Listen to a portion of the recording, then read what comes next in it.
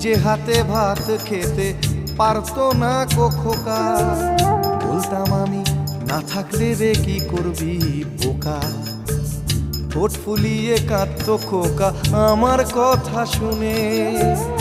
খোকা বোধহয় আর কাঁদে না, নেই বুঝি আর মনে।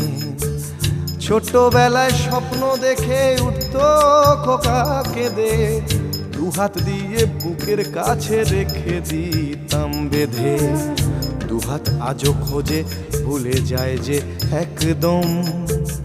আমার ঠিকানা এখন বৃদ্ধাশ্রম।